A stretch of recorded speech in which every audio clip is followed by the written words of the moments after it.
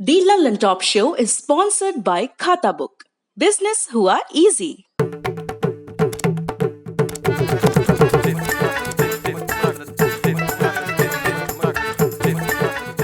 झंझट से मुक्ति, खाता बुक से दोस्ती। खाता बुक, बिजनेस हुआ इजी।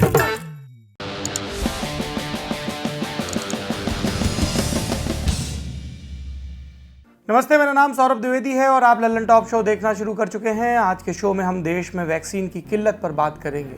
आप कहेंगे अभी तो करी थी, हम कहेंगे जितनी भी की जाए कम है, क्योंकि वैक्सीन आपको नहीं मिल पा रही है। क्यों बात करेंगे?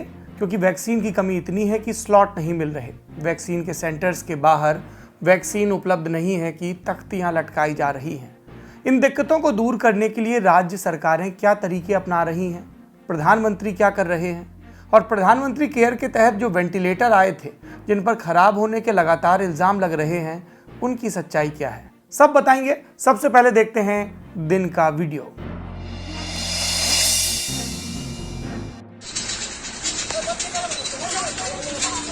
बॉडी खुद पैक किए हो?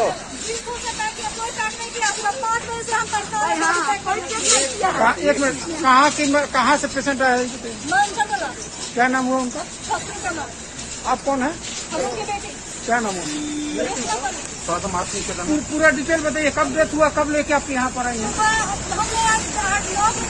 तीन तारीख से भर्ती आया। बोलिए। हम सुबह 9 बजे से भर्ती लेकर 9 दिन हुआ आज हम भर्ती हुए और सुबह में वही इंतकाल कर रहे हैं। कितना बोला बॉडी को पैक करने के लिए, कोई पैक नहीं किया। खुद से हम अभी पैक किए हैं। कंट्रोल रूम से शिकायत करने के बाद मुझे मिला किट और मैंने खुद पैक किया। वीडियो बिहार के बेतिया जिले का है। यहाँ के सरकारी अस्पताल में 55 साल के फकरू जमा की मौत कोरोना संक्रमण से हुई। मौत के बाद सलीका है शव को सही तरीके से पैक किया जाए, पर इल्ज़ाम है कि अस्पताल ने शव को हाथ लगाने से मना कर दिया। शिकायत करने पर पीपीई किट और शव का पैकेट थमा दिया गया। फिर फकरू जमा की बेटी ने खुद शव को पैक किया। हम सोशल मीडिया और तमाम जगहों पर सरकार और सिस्टम की क्रूरताओं और गलतियों की चर्चा करते हैं। उस समय हमें इन अनुत्तरित कर देने वाली क्रूरताओं का भी संज्ञान लेना चाहिए, जहां हम जिंदा को ऑक्सीजन नहीं दे पाते और मरे को बॉडी बैग में रखने के लिए ज़रा सी मदद नहीं। अब बढ़ते हैं सुर्खियों की तरफ। पहली सुर्खी कोरोना से जुड़े आंकड़ों की। बीते 24 घंटे में देश भर में सरकारी आंकड़ों के मुताबिक 3,48,421 नए मामले सामने आए और 4,205 लोगों की मौत हुई। एक दिन में मौत का ये अब तक का सबसे बड़ा आंकड़ा है, सरकारी आंकड़ा है। और यहाँ हम आपको एक बात और बता दें, उत्तर भारत के कुछ राज्य, उत्तर प्रदेश, मध्य प्रदेश, राजस्थान आदि इत्यादि, अपनी पीठ थपथपाते हैं कि हमने इतने टेस्ट किए, उतने टेस्ट किए। याद रखिए, आबादी के अनुपात में उत्तर प्रदेश का अनुपात टेस्ट का बहुत खराब है और दक्षिण के राज्यों का अनुपात बहुत अच्छा है। यानी उन्होंने ज़्यादा सक्रियता और आक्रामकता के साथ टेस्टिंग की है, केरल, तमिलनाडु, कर्नाटक इत्यादि में। दूसरी सुर्खी, यूएस प्रेसिडेंट के प्रमुख मेडिकल सलाहकार एंथनी फाउची। भारत में कोरोना की दूसरी लहर पर टिप्पणी करते हुए फाउची ने कहा कि भारत में संक्रमण मौजूद था, लेकिन लोगों ने मान लिया, सरकार ने मान लिया कि ये बीत चुका है, और ऐसा मानते हुए बहुत जल्दी ही सब कुछ खोल दिया, जिसका परिणाम हम कोरोना की इस लहर के रूप में देख रहे हैं जो विनाशकारी है।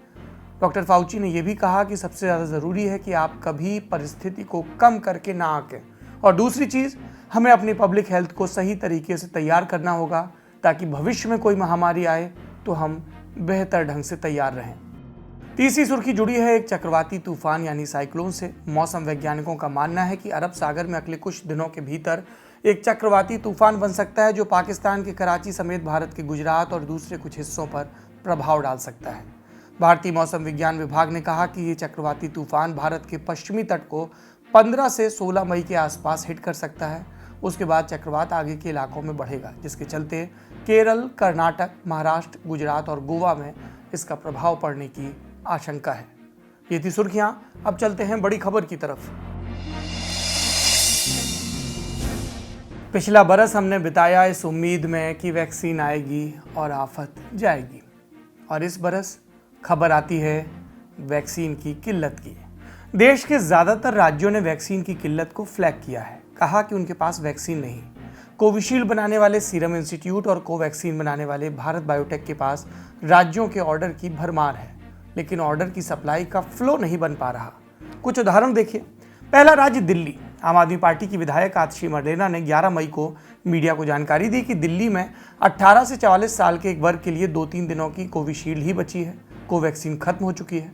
दूसरा राज्य महाराष्ट्र। यहाँ के स्वास्थ्य मंत्री राजेश टोपे ने बताया कि महाराष्ट्र ने 18 से 44 के आयु वर्ग का टीकाकरण बंद कर दिया है। जो वैक्सीन हमने इसके लिए प्रोक्योर की थी उसे 45 साल से ऊपर वाले ग्रुप के लिए रख दिया गया है, क्योंकि 45 साल के ऊपर के जिन लोगों को वैक्सीन की पहली डोज दी गई थी उनके दूसरे डोज की बारी आ गई और इससे इतर वैक्सीन नहीं थी। तीसरा राज्य आंध्र प्रदेश। यहाँ के मुख्यमंत्री वाईएस जगनमोहन रेड्डी ने साफ किया अब वैक्सीन उन्हें ही लगाई जाएगी जिन्हें पहली डोज दी जा चुकी है, यानी 18 से 44 वालों को यहाँ वैक्सीन अभी कुछ दिन नहीं मिलेगी। 3 राज्य जिनकी हमने आपको उदाहरण दिए जिन्होंने वैक्सीन न लगा पाने का मुखर ऐलान कर दिया। जो भाजपा शासित राज्य हैं वो मुखर नहीं है, लेकिन आप वहाँ की बाबूशाही से बात करिए तो यही जवाब मिलता है। ज़्यादातर राज्यों ने वैक्सीन निर्माताओं को ऑर्डर के मुताबिक सप्लाई न कर पाने के आरोप भी लगाए हैं, लिहाजा आपूर्ति उस हिसाब से नहीं हो पा रही। तो देश के कुछ बड़े राज्यों ने वैक्सीन की किल्लत दूर करने के लिए केंद्र सरकार और देश में वैक्सीन का निर्माण कर रही कंपनियों का भरोसा भी छोड़ दिया। राज्यों ने खुद का ग्लोबल टेंडर निकाला। ग्लोबल टेंडर यानी राज्य दुनिया भर के वैक्सीन निर्माताओं से सीधे वैक्सीन खरीदने का ठेका देंगे। किल्लत झेल रहे राज्य दरअसल वैक्सीन प्रोक्योर करने का एक चैनल विकसित करना चाह रहे हैं, जिससे वो देसी वैक्सीन निर्माताओं पर अपनी निर्भरता कम कर सकें। इन राज्यों में सबसे पहला नाम महाराष्ट्र और उत्तर प्रदेश का, क्योंकि इन 2 राज्यों ने सबसे पहले ग्लोबल टेंडर निकाला। इसके अलावा दिल्ली, कर्नाटक, तेलंगाना, ओडिशा और आंध्र प्रदेश ने भी वैक्सीन की खरीद के लिए ग्लोबल टेंडर निकालने का ऐलान किया। इस पूरी समस्या को समझने के लिए हमें पहले वैक्सीन के अंक गणित को समझना होगा, फिर ग्लोबल टेंडर पर आएंगे। स्वास्थ्य मंत्रालय के आंकड़ों के मुताबिक 11 मई तक देश में वैक्सीन की 17 करोड़ से ज़्यादा डोज दी जा चुकी हैं, लेकिन 17 करोड़ डोज देने और 17 करोड़ लोगों का कंप्लीट वैक्सीनेशन होने में अंतर है। ये आंकड़ा ये भी बताता है कि देश में अब तक सिर्फ 3 करोड़ 86 लाख लोग ऐसे हैं जिन्हें वैक्सीन का दूसरा डोज भी दिया गया, यानी ये वो संख्या है जिनका वैक्सीनेशन पूरा हो गया। जनवरी से चलते चलते मई आ गई, 5 महीने का समयांतराल बीत गया और हमने कंप्लीट वैक्सीन किया 4 करोड़ से भी कम लोगों को। अब एक और गणित समझिए। देश की आबादी मोटामोटी अगर 135 करोड़ मान लें और सिद्धांता हर्ड इम्यूनिटी पाने के लिए कुल 95 करोड़ लोगों को दोनों डोज की वैक्सीन, इस गणित को, इस मैथमेटिकल मॉडल को मान लें, तो इसके लिए हमें चाहिए लगभग 190 करोड़ डोज। और अगर इसी स्पीड से वैक्सीनेशन चला जैसे अभी चल रहा है तो भारत को ये हर्ड इम्यूनिटी पाने में लगभग 3.5 साल का समय लग जाएगा। आप इंडिया टुडे के ग्राफिक्स यूनिट का ये वीडियो देखिए, इससे स्थिति और समझ में आएगी।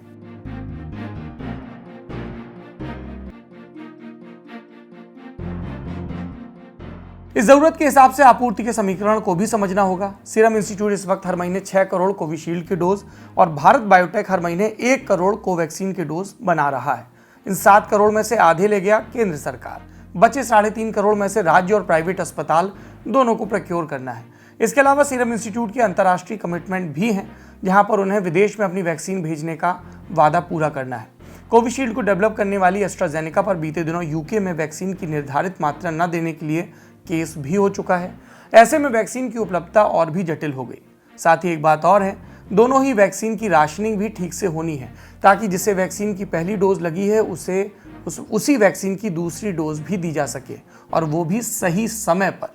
अब वैक्सीन का पूरा सिस्टम जिस असंतुलन से भरा है उसे देखते हुए साफ तौर पर नहीं कहा जा सकता कि देश को हर्ड इम्यूनिटी पाने के लिए 3.5 साल का वक्त लगेगा, कम या ज़्यादा। इस डिमांड और सप्लाई की सिस्टम में सिर्फ यही एक विसंगति नहीं है कि मांग के बराबर प्रोडक्शन नहीं। केंद्र सरकार पर यह भी आरोप लग रहे हैं कि अपना 50% का हिस्सा खरीदने के बाद वो राज्यों को मिलने वाले कोटे पर भी रेगुलेशन लगा रही है। 12 मई को छपी खबरों के मुताबिक केंद्र सरकार ने सुप्रीम कोर्ट में चल रही सुनवाई में कहा कि वैक्सीन के 2 करोड़ डोज में से सभी राज्य अपनी मई महीने की खरीदारी कर लें। इस कड़ी में भारत बायोटेक के प्रमुख कृष्णा अय्यर का एक पत्र भी देखा जाना चाहिए, जो उन्होंने दिल्ली सरकार के कोवैक्सीन के ऑर्डर पर लिखा। उप मुख्यमंत्री मनीष सिसोदिया ने भी इस लेटर का जिक्र किया। इस कथित लेटर में कृष्णा अय्यर ने ऑर्डर को पूरा न कर पाने की असमर्थता जताते हुए कहा कि वो सरकार के निर्देशों के अनुसार ही वैक्सीन डिस्पैच कर रहे हैं, और यहाँ सरकार से तात्पर्य नरेंद्र मोदी सरकार से, केंद्र सरकार से है। लेकिन बात यह भी नहीं कि वैक्सीन के उत्पादन का पूरा हिसाब किताब इतने तक ही सीमित रहे। कुछ महीनों पहले ही सीरम इंस्टीट्यूट और भारत बायोटेक दोनों ने केंद्र सरकार से वित्तीय मदद मांगी थी। ये मदद वैक्सीन के उत्पादन को बढ़ाने के लिए मांगी गई थी। भारत सरकार ने सीरम इंस्टीट्यूट को 3,000 करोड़ रुपए दिए थे और भारत बायोटेक को लगभग 1,500 करोड़ रुपए। ये अप्रैल 2021 की बात है। हम मई के मध्य में खड़े हैं और स्थिति आपके सामने है। तो अब इतना वक्त बीतने के बाद ये सवाल पूछा जाना चाहिए कि हम टैक्स पेयर्स के इन पैसों का क्या हुआ?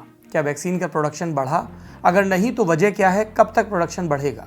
और राज्यों को वैक्सीन बेचने के लिए केंद्र सरकार और वैक्सीन निर्माताओं के बीच किस तरह के समझौते हुए हैं?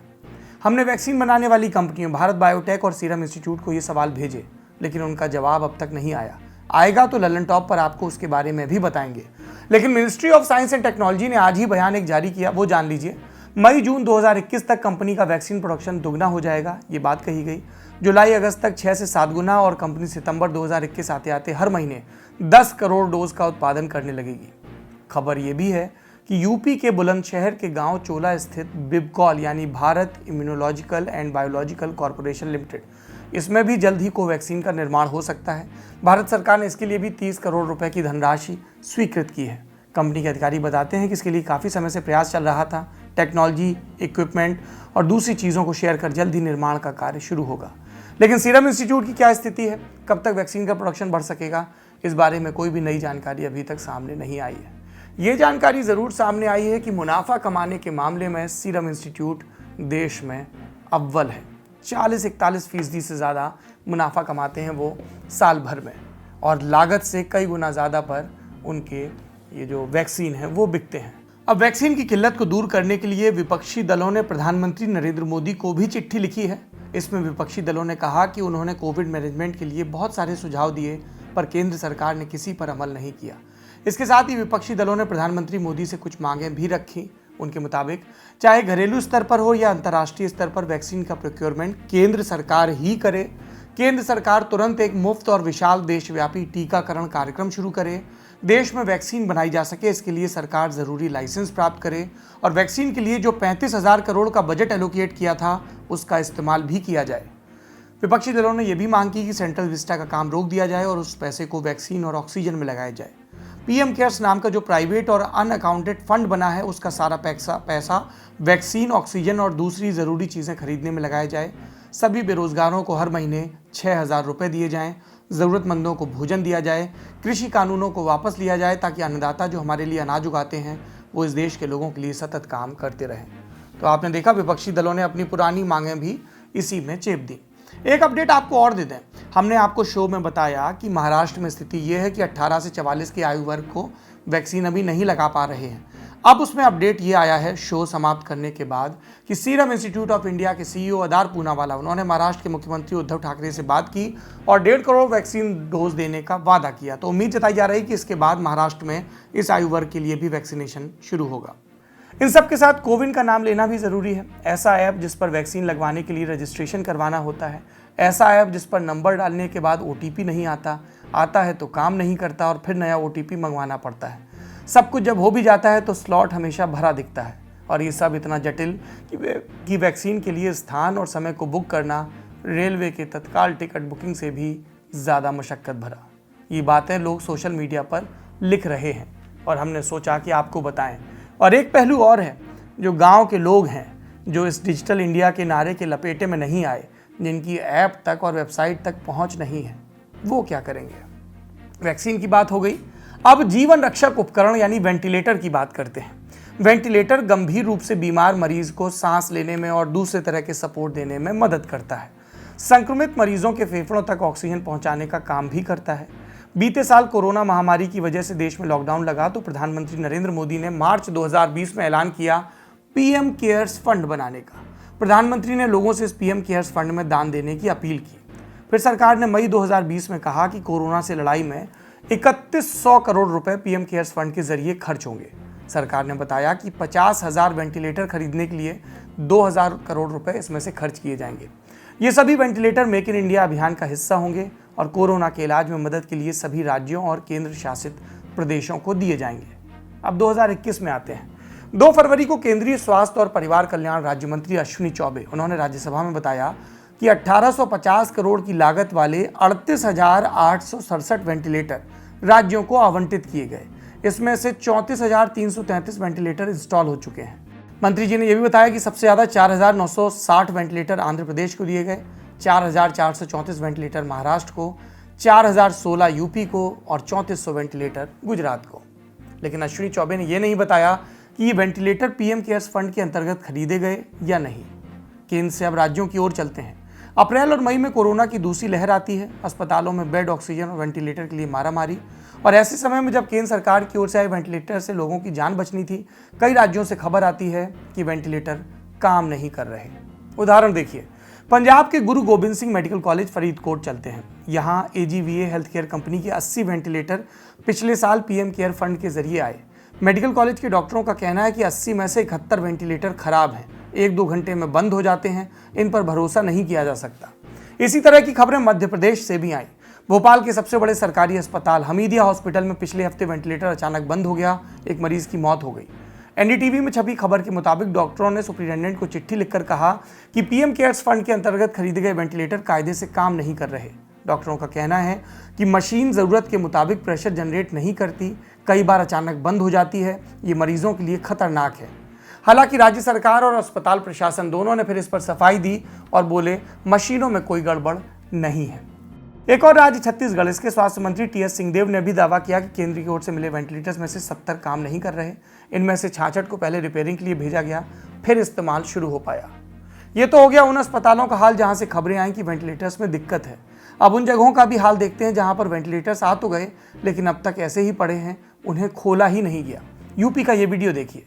यहाँ पे वेंटिलेटर के लिए बनारस, लखनऊ, आजमगढ़ भागना पड़ रहा है, गोरखपुर भागना पड़ रहा है। अब वेंटिलेटर आपके पास है, अब वेंटिलेटर आप चला नहीं पा रहे, आखिर क्यों?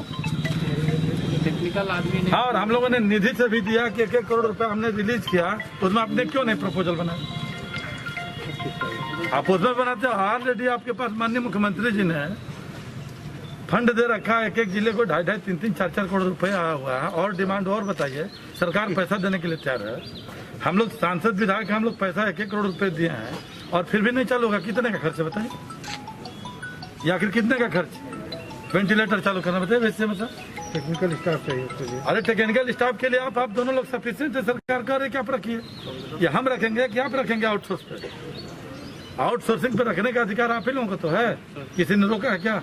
ये वीडियो बलिया के जिला अस्पताल का है। वीडियो में यूपी के खेल और युवा मामलों के राज्य मंत्री उपेंद्र तिवारी CMO और सिटी मजिस्ट्रेट से पूछ रहे हैं, अस्पताल में 11-11 वेंटिलेटर हैं तो चल क्यों नहीं रहे? जवाब मिलता है, वेंटिलेटर चलाने वाला स्टाफ नहीं। तो एक तरफ वेंटिलेटर बेड के इंतजार में लोगों की जान जा रही है, दूसरी तरफ इस तरह के दृश्य सामने आ रहे हैं जहां वेंटिलेटर धूल फांक रहे हैं। यूपी के कानपुर, फिरोजाबाद और इटावा के अस्पतालों में भी इसी तरह से वेंटिलेटर पड़े हुए मिले। बिहार में आए वेंटिलेटर्स की स्थिति यूपी से अलग नहीं। पिछले साल सैकड़ों की तादाद में वेंटिलेटर आए और जो अब तक ऐसे ही रखे हैं क्योंकि चलाने वाला कोई नहीं। और इसके लिए आप नरेंद्र मोदी सरकार को कैसे दोष दे सकते हैं? आप उनकी क्वालिटी, कितने डिलीवर हुए, भेजे नहीं भेजे, इसके लिए केंद्र सरकार को जिम्मेदार ठहराएं। लेकिन जब ये अस्पतालों में पहुंच गए हैं और चला के नहीं देखे, पैकिंग तक नहीं खोली, तो इसके लिए राज्य सरकारें जिम्मेदार हैं, जिला प्रशासन, अस्पताल प्रशासन, मेडिकल कॉलेज प्रशासन जिम्मेदार है। तो सबकी जवाबदेही तय करिए। आप ये वीडियो देखिए तो स्थिति और साफ होगी।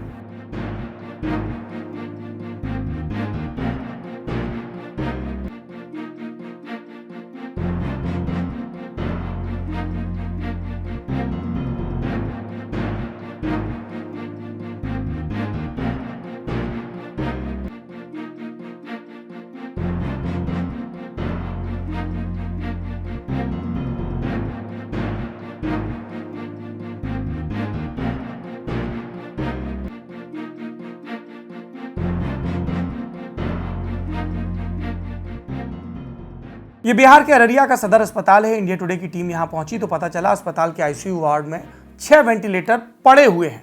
ICU वार्ड पहुंचे तो ताला लटका मिला। ताला खुलवाकर देखा तो वहां 5 वेंटिलेटर बेड समेत धूल फांक रहे थे। एक वेंटिलेटर ICU के अंदर बने शौचालय के बाहर पड़ा था। ये सभी 6 वेंटिलेटर 8 महीने पहले पीएम केयर्स फंड के अंतर्गत आए थे। अस्पताल प्रशासन की ओर से बताया गया कि वेंटिलेटर को चलाने के लिए जितने डॉक्टर, नर्स और कर्मचारी की जरूरत है वो हमारे पास नहीं है। राजस्थान चलते हैं। यहाँ के धौलपुर से भी अस्पताल में धूल फांकते वेंटिलेटर्स की तस्वीरें आई। यहाँ बाड़ी उपजिला अस्पताल में कुल 11 वेंटिलेटर हैं, काम एक भी नहीं करता, चलाने वाला स्टाफ नहीं है। तो ये सवाल फिर पूछा जाना चाहिए योगी आदित्यनाथ, नीतीश कुमार और अशोक गहलोत से कि जब आपके राज्यों में वेंटिलेटर पहुंचे, इनकी ज़रूरत थी, तो इनके लिए मुकम्मल स्टाफ क्यों नहीं दिया गया। और ये सिर्फ 3 राज्यों का हाल नहीं है, देश के अधिकतर राज्यों की, वहाँ के हेल्थ स्ट्रक्चर की यही हालत है। वो मशीन जिसकी इस वक्त सबसे ज़्यादा ज़रूरत है, जिसे पाने के लिए बड़े शहरों में लोग घर तक बेचकर प्राइवेट अस्पतालों में इलाज कराने को तैयार हैं, वही जीवन रक्षक मशीन महीनों से सरकारी अस्पताल में धूल खा रही है, शो पीस बनी है और नेता एक दूसरे पर इल्ज़ाम लगा रहे हैं और कह रहे हैं कि मेरी कमीज़ तेरी कमीज़ से तो कुछ उजली ही है। सवाल ये भी उठता है कि आखिर इतने महीनों में केंद्र और राज्य सरकारों को एक बार भी सुध क्यों नहीं आई कि इन वेंटिलेटर्स को चलाने के लिए ऑपरेटर्स की ज़रूरत होगी। बिना स्किल्ड स्टाफ के वेंटिलेटर मंगवा लिए गए, और वेंटिलेटर की क्वालिटी का क्या, इनके ऑडिट का क्या, किसकी जवाबदेही तय होगी। नरेंद्र मोदी सरकार ने जब ये वेंटिलेटर खरीदे तो इनकी क्वालिटी कंट्रोल के लिए किसको जिम्मा दिया और वो जिम्मेदारी कितनी पूरी हुई। और राज्य सरकारें बताएं, इतने महीनों में वेंटिलेटर चलाने के लिए स्टाफ को ट्रेनिंग क्यों नहीं दी गई, नए स्टाफ की भर्ती क्यों नहीं की गई। और ये चीज़ें जब सामने आती हैं तब कहा जाता है कि छवि बिगाड़ी जा रही है सरकारों की। जब आपदा सामने आती है, सब कुछ भयावह दिखता है, तब छवि की चिंता से ज़्यादा ज़रूरी है गलतियों की चिंता की जाए। और सरकारें क्या कहती हैं, कभी कभी कोई बयान या सफाई देती हैं, लेकिन ये बयान या सफाई स्क्रूटनी या आरोपों की शक्ल में आते हैं और बहुत दिनों तक अनुत्तरित ही रह जाते हैं इनके जो बाकी पहलू हैं। इसलिए हम कह रहे हैं बार बार आपसे, जवाबदेही तय करिए। ये जवाबदेही आपके प्रधान, आपके पार्षद, आपके विधायक, आपके सांसद, आपके मुख्यमंत्री और आपके प्रधानमंत्री की है। आज के लल्लन टॉप शो में इतना ही, लेकिन चलने से पहले आपको एक वीडियो और दिखाएंगे।